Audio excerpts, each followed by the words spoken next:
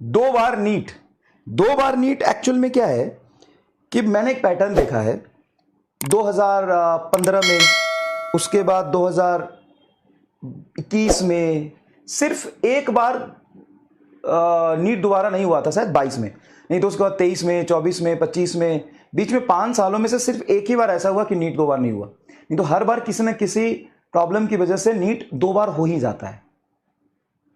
और प्रॉब्लम क्या होता है कि इतना बड़ा एग्जाम है कि जेईई मेन से लगभग दुगने लोग बैठते हैं, तो बहुत बड़ा पेपर हो गया।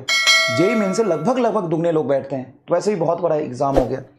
अब इतने बड़े एग्जाम को साल में एक ही दिन कराने से होता क्या है कि कहीं पे आंधी तूफान आ गया, कहीं पे लाइट चली गई, कहीं पे कोई दंगा है, कहीं पे कोई भी इशू आ गया, कहीं भी कोई इशू आ गया, कभी गलत पेपर बट गया, तो there are an number of issues.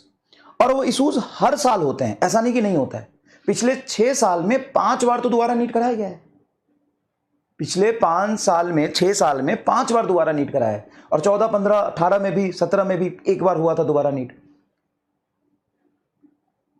तो एक बार अगर किसी बच्चे के साथ कोई प्रॉब्लम हो गया कहीं भी, अब वो इशू रेज होता है तो कोर्ट में जाता है, कोर्ट सुनवाई करता है, तब तक काउंसलिंग हो जाता है, तब तक एंड रिजल्ट कुछ आ नहीं पाता।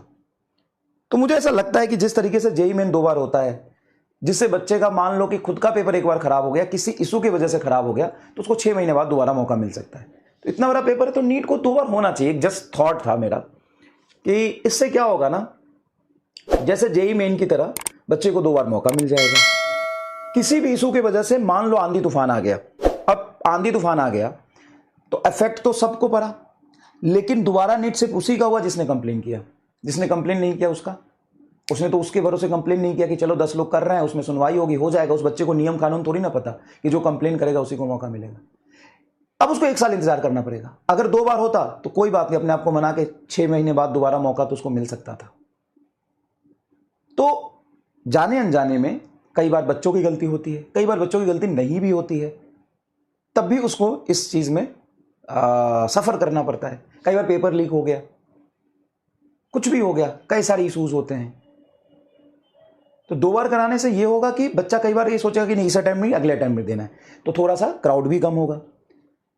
शायद मुझे ऐसा लगा, अब ये मेरा थॉट गलत भी हो सकता है, मैं इस पर 100% ये नहीं कह रहा हूं कि मैं ही सही हूं, लेकिन ऐसा होना चाहिए।